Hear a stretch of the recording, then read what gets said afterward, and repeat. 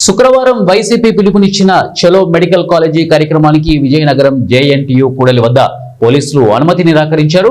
Medical కళాశాలకు వెళ్తున్న YCP యువజన విద్యార్థి విభాగ శ్రేణులను పోలీసులు అడ్డుకోవడంతో వాగ్వివాదం తోపులాట జరిగింది. అనంతరం యువజన వైద్యార్థి విభాగ శ్రేణులు మెడికల్ కళాశాలకు చేరుకుని ఈ సందర్భంగా వైఎస్ఆర్ కాంగ్రెస్ పార్టీ జిల్లా యువజన విభాగం ఇన్ఛార్జి ఈశ్వర్ కౌశిక్ మాట్లాడుతూ కూటమి ప్రభుత్వం మెడికల్ కళాశాలల ప్రైవేటీకరణ నిర్ణయాన్ని వెనక్కి తీసుకోవాలని డిమాండ్ చేశారు.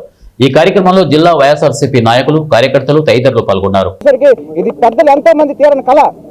ఇది నాటికి మా జగన్మోహన్ రెడ్డి గారు వచ్చాక మా జిల్లాకు ఒకటి వచ్చింది. దయచేసి దీన్ని ఎట్టి పరిస్థితుల్లోనే కూడా ప్రైవేటీకరణ చేయొద్దు. మా నాయకుడు చెప్పినట్టు పొరపాటున ఎవరైనా సరే టెండర్లో పాల్గొన్నా సరే మా ప్రభుత్వం మళ్ళీ వచ్చాక దాన్ని వెనక్కి తీసుకుంటామని చెప్పేసి ఆయన భారంగానే చెప్పారు. దానికి మేము కట్టుబడి కూడా ఉంటాం. రానున్న రోజుల్లోనే మీరు ఇచ్చిన ఈరోజు మార్నింగే చూసాం 4 మెడికల్ కాలేజీలకి టెండర్లు కూడా పిలిచేశారు.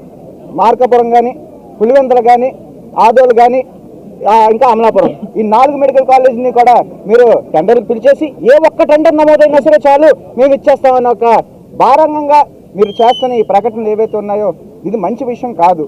దయచేసి ప్రజలందరికీ కూడా అవకాశం ఉందంటే మీకు గడిచిన 2 ఏళ్ళు వదిలేస్తే ఇంకా 3 ఏళ్ళ కాలం ఉంది.